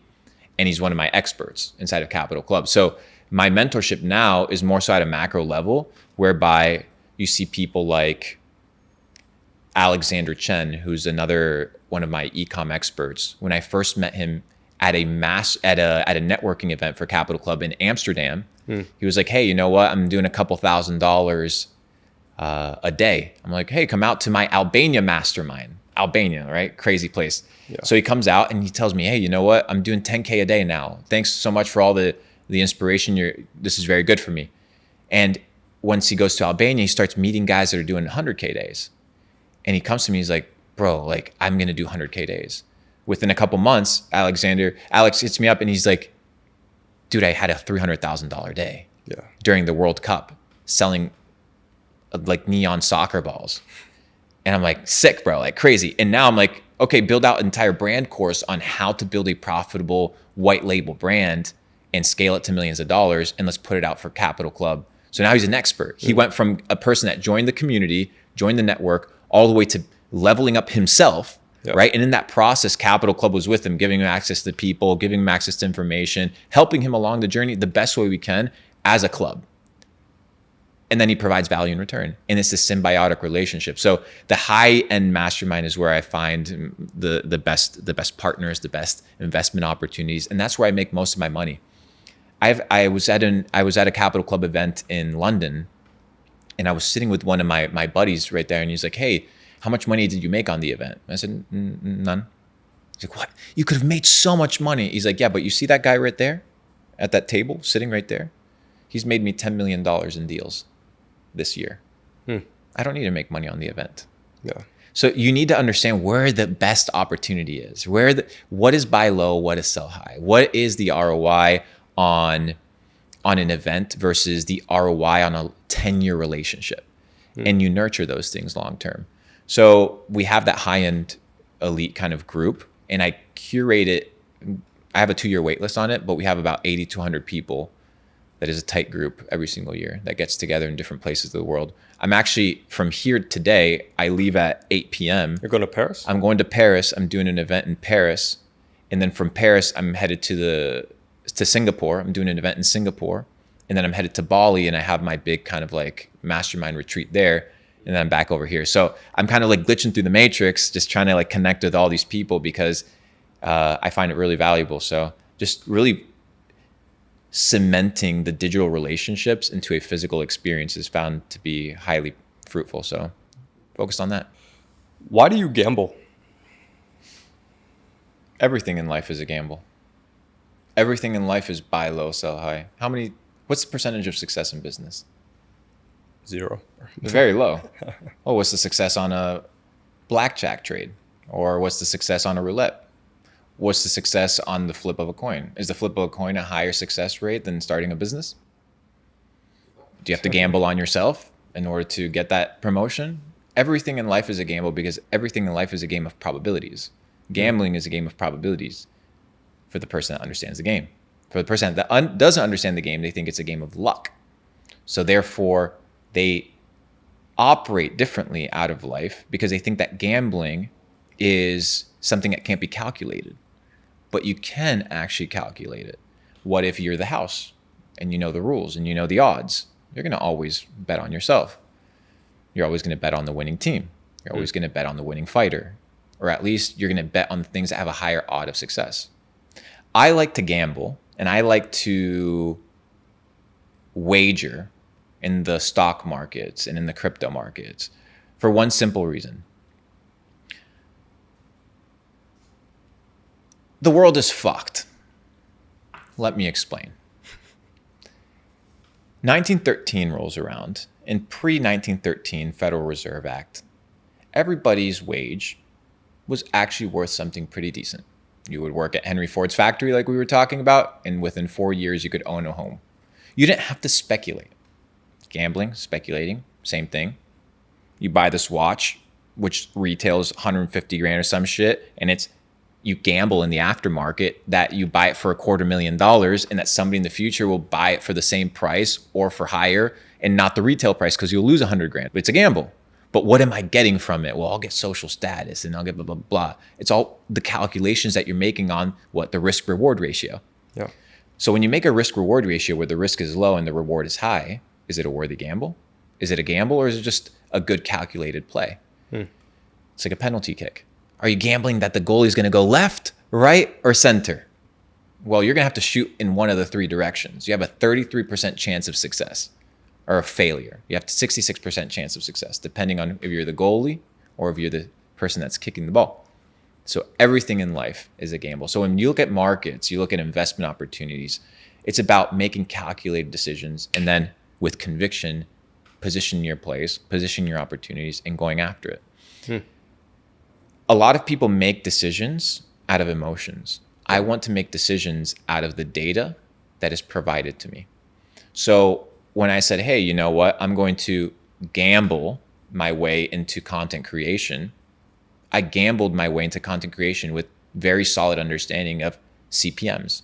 So when I come from an e-commerce background, I looked at the piece of content because I knew how to create really high quality content creatives that would go viral and gain traffic and make money in e-commerce. I said, what if I took the same piece of content, masterclass, what if I took the same piece of content and understood that this viral clip that I'm making right now is actually in direct proportion to the content clip that people make for an e-commerce store, which is one of two kind of perspectives that can be perceived upon that piece of creative or its task that it's supposed to do. One is convince people to buy, two is go viral. If it goes viral and it converts, it's called what? A winning ad, a winning creative. What if I could replicate that same idea? What is a winning creative? When your CPM and your cost of advertising is lower than the return that you're going to get. Yeah.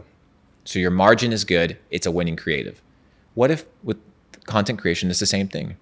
I invest into distribution of content or into making YouTube videos. I invest $100,000, but I understand that my CPMs are 50 cents or $1 or whatever it is.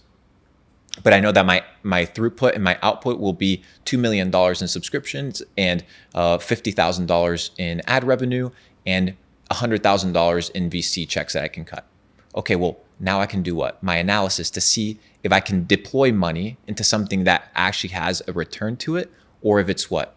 An empty hole. So it's gambling, but I actually get to control the odds and I don't have to put all the chips on the table and it's an end all be all. If I go right now to a blackjack table and I put the chip or like roulette and I put the chip on red and it lands on black, I lose 100%. In the stock market, PayPal goes down 12%. My portfolio is just down 12%. Yeah. So the risk, the bet is more to your favor. I want to ask you this specifically. So you talk about e-com background. Whenever you have a winning ad, it's simple. You put more ad spend behind it. Maybe you redo the creative and then put ad spend behind that. What do you do when you have a winning piece of organic content? You post it 100,000 times. If it got 1 million views and it entertained 1 million people, then there's pockets of other people that have the same interest as that million somewhere else. I just have to be able to push it enough times for the algorithm to feed it to that group of people and puts you into that people group. That's why I post one piece of content every 4 minutes. But you package it differently, correct? Maybe. Slightly. Yeah. Maybe not. The point is, it's a winning piece of content. So my job as a content creator, that's why I got 9 million subs in 1 year. Because you're marketing content as opposed to creating content that is marketable. So my game is a marketing game. It's not a content creator game. That's why content creators experience burnout because they think that making content is what's going to get you subs. No, it's part of the equation. Marketing the content that you're making is more important than the content itself. Yeah. That's why the guy that says in an interview, "Why are you gay?" You know why that video has billions of views? And it's the only video on the internet of that guy is because it's a winning piece of content, it's a viral creative, it causes engagement, and it's evergreen. It can be relevant in 20 years. So you take these 4 pieces of a formula and you create a piece of content. I need to talk about things that are going to be relevant in 8 years. You don't think I'm going to be repurposing this video in 8 years? Yeah. 100%. Otherwise, people think the content they're making is the marketing, but it's the product. Yeah. Correct. It's the creative. It is the ad And then the distribution is what? The ad dollars.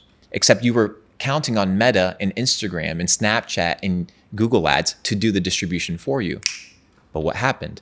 Nobody fucking liked boosting their Instagram posts because it was gay and it sucked and it was terrible and it was a horrible user experience and it was a pay to play and you only got boosted. And then TikTok rolled around and said, fuck you guys, new algorithm, new meta, anybody can go viral, just make something dope. It's not about followers anymore. It's about reach. It's about attention. Go for it. Now people get one view that gets 1 million views. This is really good. Well, how do you replicate that at scale? Content distribution, understanding and managing the means of content. I remember when I was running meme pages. Yeah. And I had one of the, well, it's pretty obvious. I had a representative of the biggest phone company in the world, and you can probably correlate the time that this happened, reach out to meme pages, paying meme pages to create campaigns of memes making fun of the other phone competitor company that one of their models had blowing up batteries, if you remember. Recently, it was Samsung. Samsung's main competitor, won't say the name, went to social media platforms and meme pages and said, go make memes about Samsung's being blown up. It's perception, controlling the perception at a mass scale through meme pages. But now you're like, well, what if instead of doing meme pages, I just do my own pages and just at a massive scale? Instead of having an ego attached to my page that says @Luke Belmar, well, I'll just own 3,000 accounts instead and just distribute it across multiple people, across multiple metas, which will reach multiple different demographics. It's funny, I had one account that the first 3 videos I'm talking about, hey, I have people in Africa inside of my community that are making money. I have people in Nigeria that are making money online. And I said something like joking about, people are talking about the Nigerian scammers in the comment section. And the algorithm picks it up. And now the demographic of that page is literally Nigerian because of the words and the people commenting and all that. So anytime I talk about any sort of content, it feeds it to that audience. If that was my only page, it wouldn't make any sense. But you just have to be cross-border. So back to your question, if you understand distribution and the value of it, you begin to realize that it's not about the product. The product just has to be sticky enough or has to be replica enough. That's why you go to Hollywood or you go to South Korea and they pop out K-pop stars like nobody's business. They all look the same. They all sound the same. They all have similar tunes. There's a formula to it. What matters is the distribution.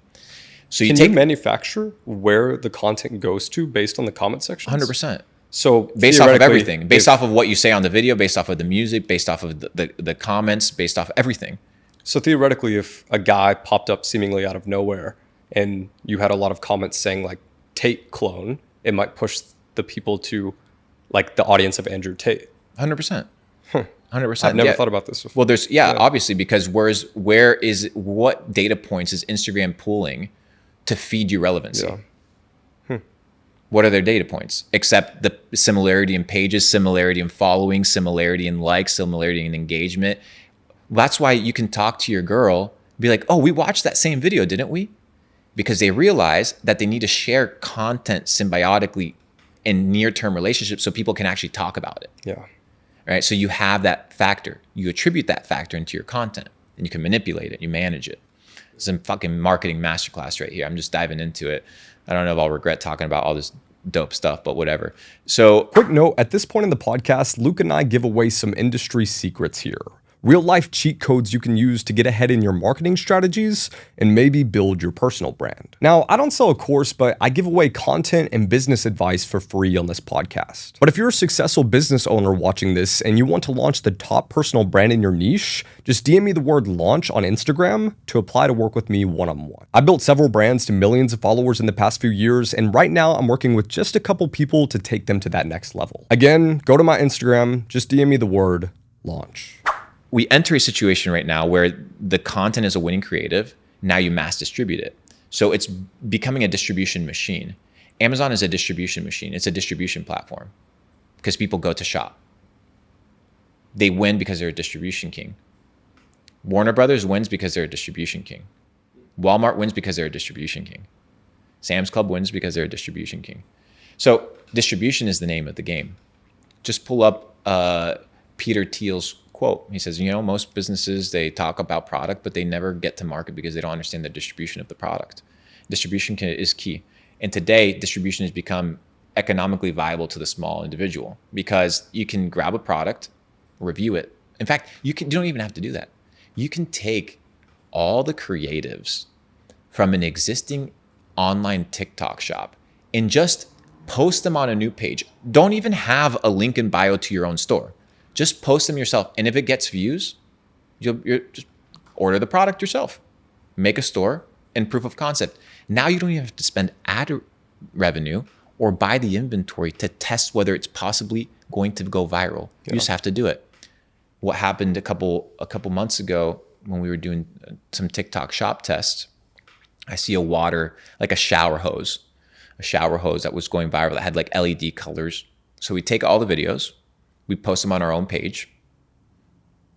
One goes viral, 1.7 million views. All right, guys, order the inventory, get the Shopify store up and running. Let's do it. I see so many people doing it the opposite way. They're like, the product has to be perfect. I'm like, you don't even know how to distribute it. Yeah, exactly. Well, it's not about the product because you're going, what is the demographic of the platform that you're on? What is the type of avatar that eats that distribution channel? Short form, instant gratification, impulse buying. So everything needs to be created around that premise. One-page checkouts, Apple Pay, Google Pay, bundles, FOMO. Like these are all the things that get people riling. Boom, checkout. Now TikTok says, let's reduce the path of least resistance, launch TikTok shops where people can literally just buy on a click of a button, literally on the exact reel or on the exact video. What are they trying to do? They're mitigating the path of resistance for people to what? Transact. Remember we talked about the free market? The platform, the free market, those are these ecosystems where the best guy wins.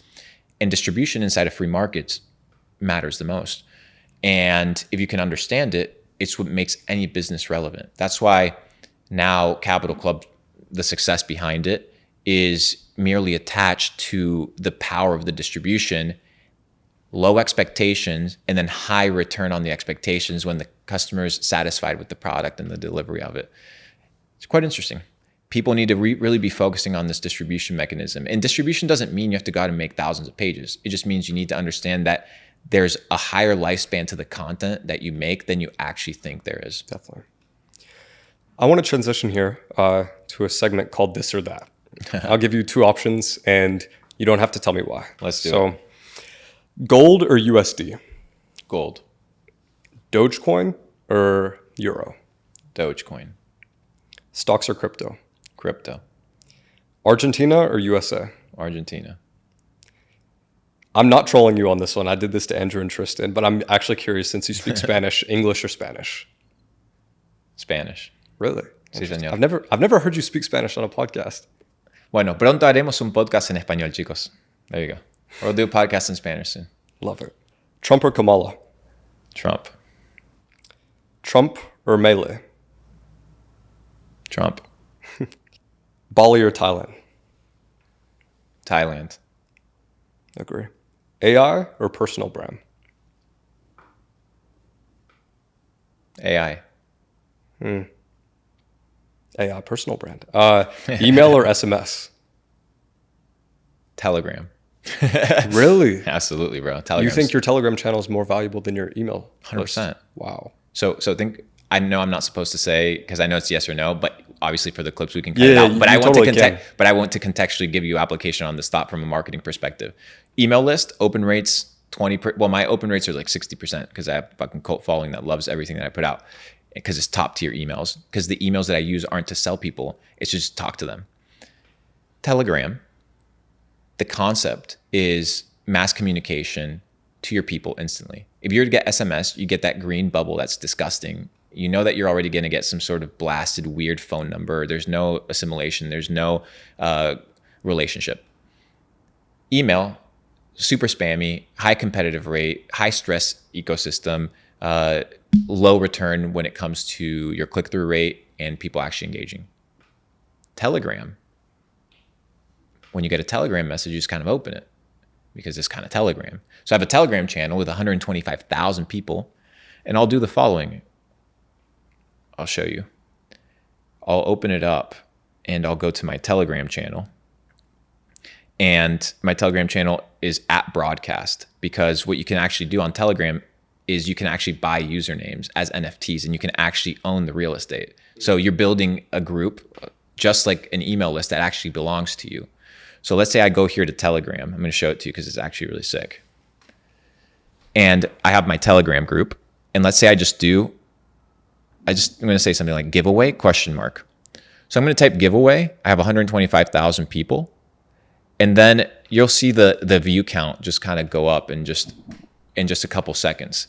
These are all people that in real time are seeing this message, opening with it, and engaging it. Yeah. Already has 300 views, by the way. So what I can do is, imagine I can send a voice memo.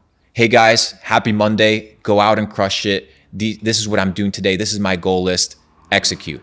Can I send a voice memo on email? No. Can I send them a GIF? Yeah, barely photos. Exactly. Yeah. So there's no communication. There's no relationship. Here I can send them anywhere at all times. So when our podcast goes out, already. So when our podcast goes out, I'll send them the link. Hey guys, new podcast is out with my boy. Go watch it. Is Telegram an arbitrage because there's a large amount of users, but there's not very many communities? It's a distribution platform. Yeah. It's a user base. So what you're doing is you're bringing people to that user base, and then it's a lot more censorship resistant in proof than Instagram stories. Instagram stories, even though I get 150,000, 200,000 Instagram stories, I'm bound to my Instagram profile not going down or my Instagram profile not getting banned to utilize that communication channel. I need to be diversified. So Telegram is a very virgin ecosystem for marketers. It's a very ripe place to now go and get low-hanging fruit of quality usernames, building an audience that matters. I have this 125,000 people. I can live stream to them inside of Telegram. Wow. Yeah. I can just be like, hey guys, I'm hopping on a live stream on Telegram instantly. That's really powerful. In fact, I'm going to do it right now. As we continue talking, I'm going to live stream, and I'm just going to do it as proof of concept because I find it to be really interesting. So I click live stream on the settings, and I'm going to do it as Luke Belmar. Display me as Luke Belmar. Start live stream. And then we'll have participants kind of just roll around because they got the memo. Tell me how many once we start talking, remember, I'm inside my Telegram group, which is supposed to be kind of like a clone to your email list. How many people are right now listening to the live stream? 110. Yeah. 170. Right? So I have access to one of the biggest distribution channels in the world. I'm one of the biggest creators. I've just done it in a decentralized way. How many people can get thousands of people listening to them in 10 seconds, 20 seconds, 30 seconds on We're a platform? At 600 now, by the way. Yeah. Right? So instantly, quickly take it to the next level. So the point is, can you explain the difference though? Like, why is it not the same as like a Twitter space or like posting to Twitter because to it's that audience? because it's your internal community. Okay. Yeah. It's where you kind of vibe with your people. Because they can chat with each other as opposed to reply to post. Hey guys, so just so you guys know, I'm out here doing a podcast, and we were talking about the power of social media, and we were actually talking about the power of content marketing. There's a podcast rolling out with Jack. You guys are going to see him. He has millions of followers online that's coming out. You guys are actually going to see yourselves in the podcast potentially on a little bit of a clip. But we're going to be covering some crypto this week, and we're going to be covering some market analysis, but I'm going to leave you guys to it, and we'll see you guys soon. Jack, how's the podcast coming along? It's amazing. Luke is dropping some serious sauce. It's really a masterclass in social media marketing. He's given away some things I didn't think he would, but it's a good episode for sure, guys. How many people we got on the live stream right now? 1,300. Yeah. So 1,300 from what would be like an email marketing list. Shout out to you guys. Talk to you soon. Big things coming. Wow.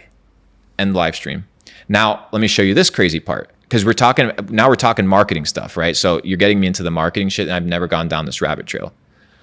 What is my engagement open rate, top left? We're talking about email rate has a 20% open rate. What is my open rate, top right? 72% have notifications on. 72% of Jesus. 125,000 people give a fuck about what I have to say. My YouTube is like 10% maximum. Oh my God. Telegram. So distribution channels cross-platform and cross-pollination, understanding what each thing is good for. Yeah. What something is communication, what something is sales, what something is... Brother, If I went to Napoleon Bonaparte or Alexander the Great or Julius Caesar, and I said, here you have a broadcast channel to a million people, do you think they'd be selling them a buy one, get one? A fucking affiliate link? Do you understand what it is to speak to 100,000 people on command? Yeah. Why would I sell them anything? Why would I fucking pitch them some bullshit? If it's not something that they're going to benefit from or something that's in the meta, no. Growth, elevation, collectiveness. That's why people tune in. They're like, oh, okay, 2 minutes of value, done, next. And you build a community, a cult following. If I went to Julius Caesar, Napoleon Bonaparte, Alexander the Great, they'd be using it to rally their troops, to get their people together, to be politically aligned, to be aligned in vision, to inspire, not to sell them some garbage. No. I already have money. So now people trust me. I have money. People trust me. Now they understand that we can build something dope. So back to your question, yes or no, or which one or the other, email, SMS, neither, Telegram. Telegram or Signal? Telegram. Remote work or in person? In person. This can be for employees or... In person. In person. Interesting. YouTube or Instagram? YouTube. Messi or Ronaldo? Messi. Rolex or Patek? Rolex. Rolex or Richard Mille? Rolex. Interesting. Do you want? I wish I could tell you why, but I can't. I'll ask you one more and then you tell me why. King Solomon or Leonardo da Vinci? Solomon. King Solomon. Really? Wisdom or wealth? Wisdom. Messi or Maradona? Messi. 100%. You're going to tell me about the watches. Rolex started as a non-profit. I think it's still a non-profit, and the founder used to be an orphan. So a big percentage of the profits go towards orphanages. So I support it from that stance. But from actual, I would have to go down the books, and I would have to go down the Swiss rabbit trail of their accounting and figure out what their Virgin British Island kind of tax haven ecosystem. I don't know, but that's kind of the narrative of the story. But from an actual watch perspective, craftsmanship, I love RM, man. So good. Patek, I got a couple of them. I started collecting them. They're really nice pieces, but this feels more like a daily watch to me. The Patek feels more like a piece of jewelry. It feels something I don't want to scratch. I don't want to wear it on a daily basis. It's nice though. Do you think it's more about the products or more about the communities with these companies? The community is what makes the product valuable. You say you're a follower of Jesus. What do your prayers look like? Jesus teaches us how to pray, and it's called the Lord's Prayer. And inside the Lord's Prayer, so Jesus tells you he teaches you how to live an incredible life. So he teaches you how to pray. So it's like you have a relationship with Jesus. Okay, perfect. Well, who was Jesus praying to? He was praying to the Father. Okay, well, so you pray to the Father. Okay, and what did he pray? Father, thou art in heaven, hallowed be thy name. So blessing God first. Give us today our daily bread. So just give me what I need. Everything else is abundance. May your will be done on earth just as it is in heaven. So whatever your purpose is, let it be manifested on earth. Forgive us as we forgive those that trespass against us. So God will give you in proportion to how you treat others. Jesus teaches you how to live, teaches you how to pray. My communication with God, my communication with what I believe to be the source of divinity is the request for discernment and wisdom. When you ask God for something, he'll give it to you because he says he'll give it to you. Knock and it shall be answered unto you. Seek and you shall find. It's not seek and maybe you will find. Yeah. No, you will find. You may find something that you weren't looking for though. You may ask for patience and God may give you a really hard situation that'll teach you patience. He may not give you patience automatically. You may ask God for strength and he might put you through a really tough, tumultuous situation to help you develop strength. So God may give you what you want, but not in the form that you asked for it, which is really interesting because God tends to work that way. But in the pain, we're carved. In the success and in the pleasure, we tend to get arrogant. We tend to get blinded. So my relationship with God was one where I surrendered myself to the idea of truth. I had a conversation with God once, and this is when my life changed completely. I said, God, I today surrender everything to you. My relationships, my business, my money, myself, my mindset, my belief system, for the pursuit of truth. If you show me truth, I promise you, I will follow it.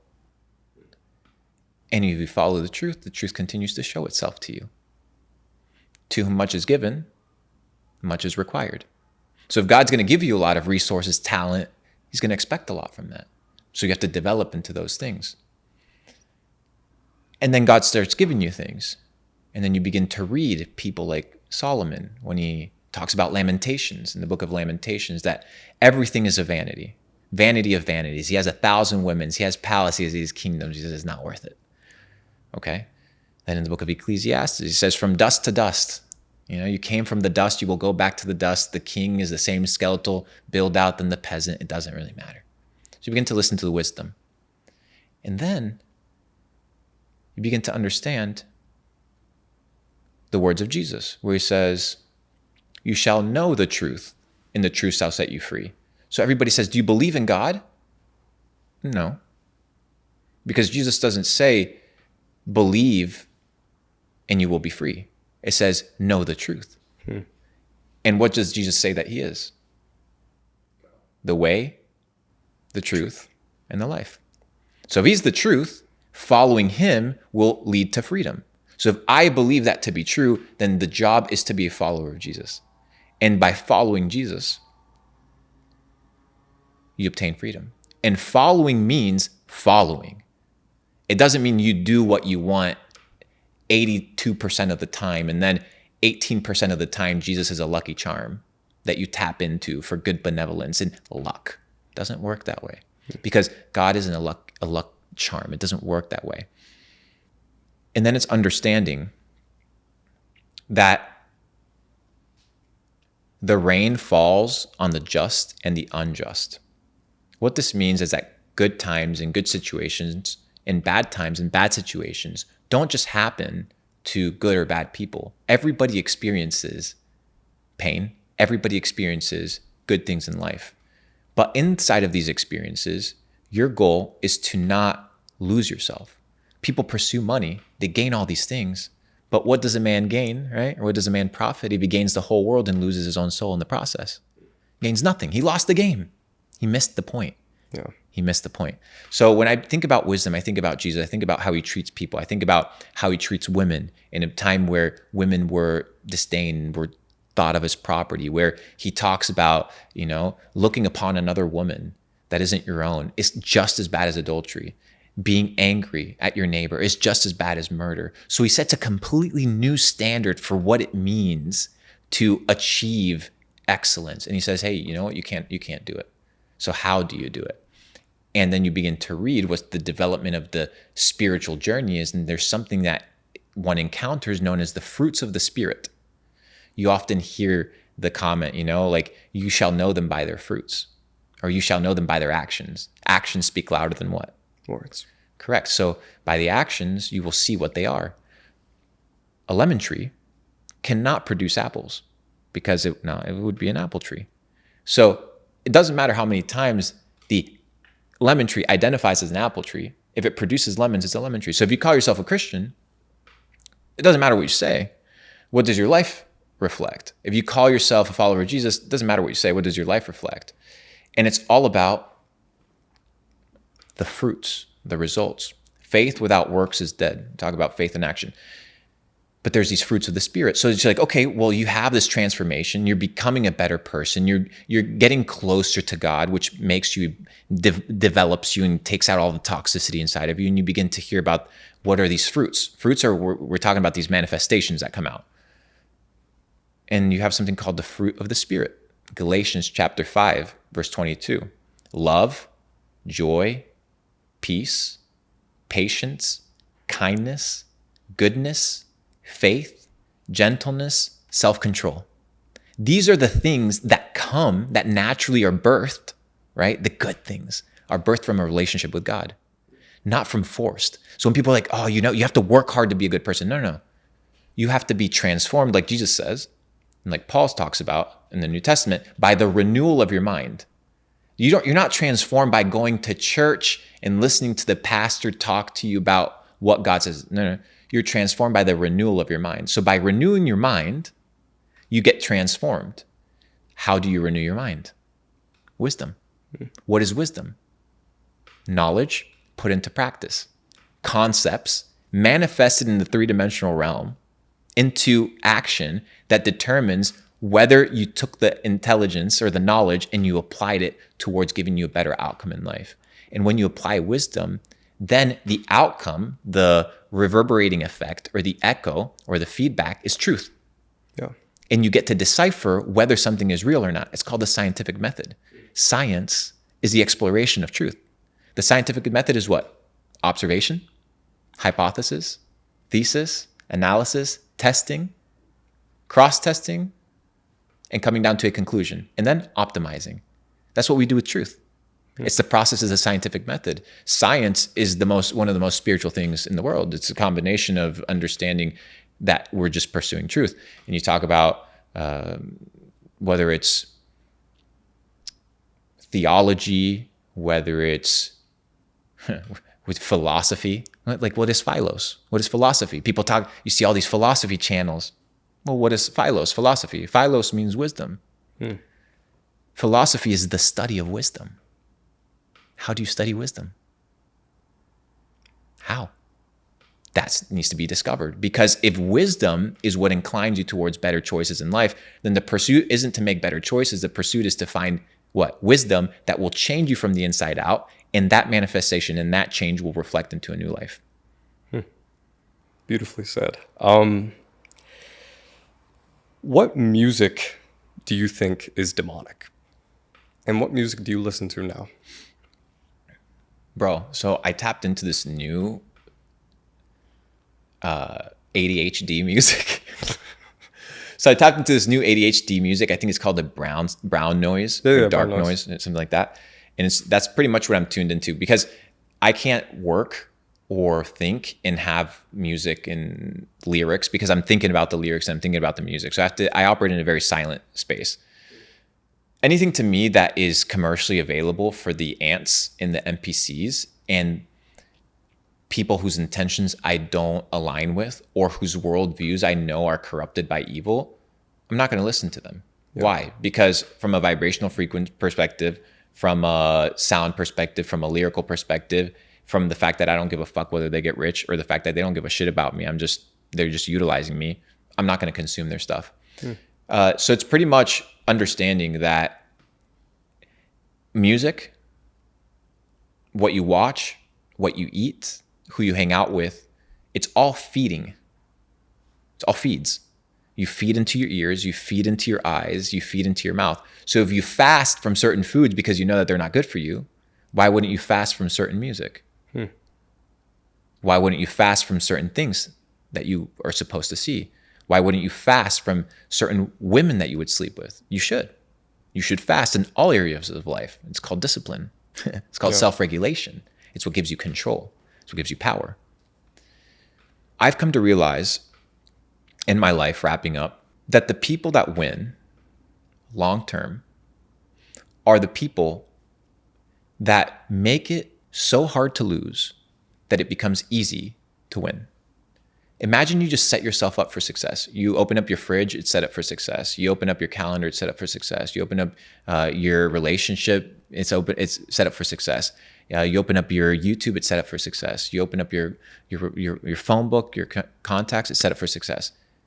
People are walking around, brother, and they're setting themselves up for failure. Yeah. They wake up, they're on their phones till 12 in the bed scrolling. They don't study, they don't learn, they don't self-develop. Imagine you made it so hard to lose that winning was just kind of like inevitable. So set up the systems in your life. If you're trying to lose weight, don't have junk food inside of your fridge. Get rid of it. Just have the essentials and the whole foods that you need so that you're not tempted. Half of the battle is the temptation. Half of the battle is going through do you know how much energy is expended in the battle of of things that you're supposed to purge from your life, just get rid of them completely. Don't even have them in your mental real estate, and focus on making it so hard to lose that it becomes easy to win. People are just trying to make it win, win, win. No, just get rid of the hard shit, your deficits, and the rest will just flourish. I find it funny you say this. Before the podcast, we were actually talking, and I was like, I started this as like a quest for truth, right? And finding what is the thing that makes all these people successful. Like, what is the thing they're doing? What are the things they're doing? I'm like, oh no, it's something they're not doing. I noticed that all the most successful guests don't drink alcohol, right? They sleep at a decent time. They're avoiding certain foods. They're not becoming like lazy and like sitting in bed all day. You know, it's about the things that you don't do that differentiates you rather than the things that you do. Who's the most impressive person you've ever met? Who's the most impressive person I've ever met? I've never thought about that question. It's actually a really good one. A lot of people come to mind. I'm highly impressed by a lot of people. I don't know. What's the best piece of advice you've ever received? The best piece of advice that I ever received is that you are what you think about. Everything that you think about, you become. You become what you think about. Thoughts lead to actions. Actions lead to behaviors. Behaviors leads to lifestyle. Lifestyle determines your destiny. So everything begins in the mind. If you can control and wield your mind, you can very much determine your destiny.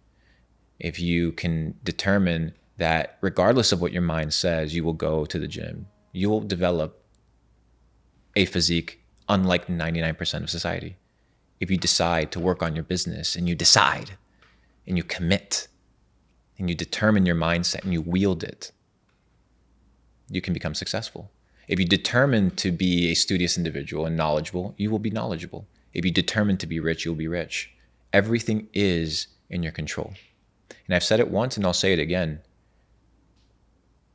Broke people and successful people are both self-made, but only the rich and successful will admit it. They're the only ones that will admit it. The person that's broke, that's struggling, it's hard for them to admit that they are there because of the way that they think. But they are there because of the way that they think. Not only that, but it's also understanding that you can't solve the problems in your life with the same information that caused the problems in the first place. Yeah. You need new information. So you need to become a new person. You become a new person by what? Adopting wisdom, transforming your mind. So that's my data set. That's my information. And I think that at a macro level, if you can control your mind, control your habits, control what you feed into your system, into your soul, into your body, through your eyes, through your ears, you can very much control your future and your destiny. The biggest piece of advice that I've gotten is you are what you think about. Control your mind and control your future. Well, everyone, this has been the Jack Neel Podcast. This is your guest, Luke Belmar. Thank you for coming on, brother. Hashtag undeniable in the comment section if you want to become an undeniable person. When somebody looks at you, they say, this person is the real fucking deal. And think about why you did that.